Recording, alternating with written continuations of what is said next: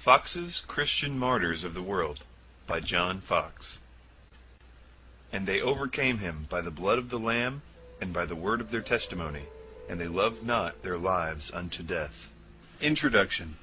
John Foxe was born in 1516 in Boston, Lincolnshire, England. At the age of 16, he went to Oxford, where he received his B.A. in 1537, became a professor, and completed his master's in 1543. While teaching at Oxford, he became good friends with Hugh Latimer and William Tyndale, embracing Protestantism. His views were more extreme than his college allowed, so he left the university in 1545, married, and moved to London, where he became the tutor of the Duke of Norfolk's grandchildren. Foxe was ordained a deacon of the Church of England and worked for the Reformation, writing several tracts and beginning work on his account of Christian martyrs, but was forced to leave the country in 1553 when the Catholic Queen Mary took the throne. The first part of his book was published in 1554 in Strasbourg, France. He then went to Frankfurt to support John Knox's Calvinistic party and moved to Basel, Switzerland, where he served as a printer's proofreader. Manuscripts and eyewitness accounts of the Protestants' persecution under Queen Mary were forwarded to Foxe in Basel, and he continued to work on his book, publishing the completed manuscript in 1559, the year after Queen Elizabeth I took the throne. Returning to England, he filled in more details, translated the book into English, and printed it in March of 1563 under the title Acts and Monuments of these Latter and Perillous Days. Becoming popularly known as the Book of Martyrs, the text was widely read by English Puritans, shaping popular opinion about Catholicism for at least a century. Foxe was ordained an Anglican priest in 1560, but refused all church offices because of his Puritan beliefs.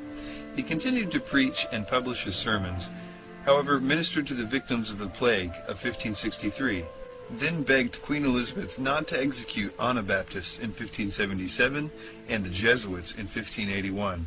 Meanwhile, the Book of Martyrs was installed in English churches, read to the shipmates of Sir Francis Drake, and studied by Puritan families who considered it a vital part of the education of their children. Foxe died in April of 1587 and was buried at St. Giles Church, Cripplegate, London. His wife survived him by 18 years. They had at least 5 children. This edition is a retelling of Foxe's major stories in modern English and should be readily understandable by both children and adults. Chapter 1. The Persecution of Early Christians. In the Gospel of Matthew, we read that Simon Peter was the first person to openly acknowledge Jesus as the Son of God, and that Jesus, seeking God's hand in this acknowledgement, called Peter a rock on which he would build his church, a church that even the gates of hell would not be able to defeat. This indicates 3 things. First, that Christ will have a church in this world. Secondly, that the church would be persecuted, not only by the world, but also by the powers of hell. Thirdly, despite its persecutions, the church would survive. The whole history of the church to this day verifies this prophecy of Christ. Princes, kings, and other rulers of this world have used all their strength and cunning against the church, yet it continues to endure and hold its own. The storms it has overcome are remarkable. I have written this history so the wonderful works of God within the church will be visible to all who might profit from them. Of all the people who heard Jesus speak, the Pharisees and scribes should have been the first to accept him, since they were so familiar with God's law. Yet they persecuted and rejected him, choosing to remain subject to Caesar, and it was Caesar who eventually destroyed them. God's punishment also fell heavily on the Romans. Hearing of Christ's works, death, and resurrection, Emperor Tiberius proposed to the Roman Senate that he be adored as God. But the senators refused, preferring the emperor to the King of Heaven. In reply, God stirred their own emperors against them, causing most of the Senate to be destroyed, and the city of Rome to be afflicted for nearly 300 years. Tiberius became a tyrant, killing his own mother, his nephews, the princes of the city, and his own counselors. Suetonius reported him to be so stern that on one day alone he saw 20 people executed. Pilate, under whom Christ was crucified, was sent to Rome and banished to the town of Vienne in Daphne, where he eventually committed suicide. Agrippa the elder was even imprisoned by Tiberius for some time. After Tiberius's death came Caligula, who demanded to be worshipped as a god.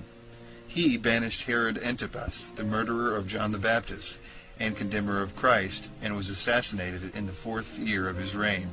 Following 13 cruel years under Claudius, the people of Rome fell under the power of Nero, who reigned for 14 years, killing most of the Roman Senate and destroying the whole Roman order of knighthood.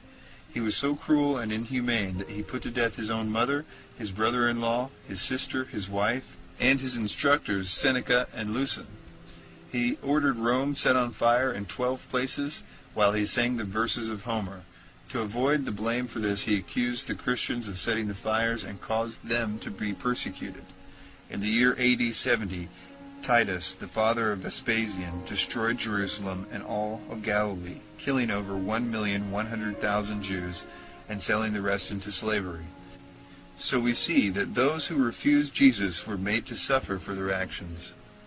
The Apostles. The first apostle to suffer after the martyrdom of Stephen was James, the brother of John. Clement tells us, when this James was brought to the tribunal seat, he that brought him, and was the cause of his trouble, seeing him to be condemned, and that he should suffer death, was in such sort moved within heart and conscience, that, as he went to the execution, he confessed himself also, of his own accord, to be a Christian. And so were they led forth together, where in the way he desired of James to forgive him for what he had done. After, James had a little paused within himself upon the matter. Turning to him he said, Peace be to thee, brother, and kissed him, and both were beheaded together. A.D. 36. Thomas preached to Parthians, Medes, Persians, Carameans, Hyrcanians, Bactrians, and Magicans. He was killed in Calamina, India. Simon, brother of Jude and James the younger, who were all sons of Mary Cleophas and Alphaeus, was bishop of Jerusalem after James. He was crucified in Egypt during the reign of the Roman Emperor Trajan.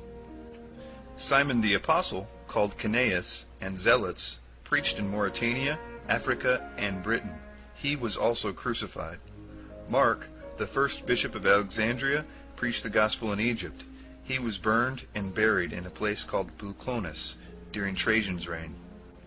Bartholomew is said to have preached in India and translated the Gospel of Matthew into their tongue.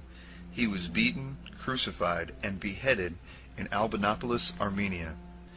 Andrew, Peter's brother, preached to the Scythians, Sogdians, and the Saith in Sebastopolis, Ethiopia, in the year 80. He was crucified by Aegeus, the governor of the Edessians, and buried in Petra, in Achaia. Bernard and Saint Cyprian mention the confession and martyrdom of this blessed apostle. Partly from them and partly from other reliable writers we gather the following material. When Andrew, through his diligent preaching, had brought many to the faith of Christ, Aegeus, the governor, asked permission of the Roman Senate to force all Christians to sacrifice to the honor of the Roman idols.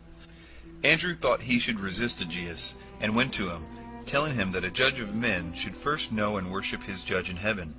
While worshiping the true God, Andrew said, he should banish all false gods and blind idols from his mind. Furious at Andrew, Aegeus demanded to know if he was the man who had recently overthrown the temple of the gods and persuaded men to become Christians, a quote, superstitious sect that had recently been declared illegal by the Romans. Andrew replied that the rulers of Rome didn't understand the truth. The Son of God, who came into this world for man's sake, taught that the Roman gods were devils, enemies of mankind, teaching men to offend God and causing him to turn away from them. By serving the devil, men fall into all kinds of wickedness. Andrew said that after they die, nothing but their evil deeds are remembered. The proconsul ordered Andrew not to preach these things any more, or he would face a speedy crucifixion. Whereupon Andrew replied, I would not have preached the honor and glory of the cross if I feared the death of the cross. He was condemned to be crucified for teaching a new sect and taking away the religion of the Roman gods. Andrew, going toward the place of the execution and seeing the cross waiting for him, never changed his expression, neither did he fail in his speech. His body fainted not, nor did his reason fail him, as often happens to men about to die. He said, O cross, most welcome and longed for, with a willing mind, joyfully and desirously I come to you, being the scholar of him which did hang on you, because I have always been your lover and yearned to embrace you.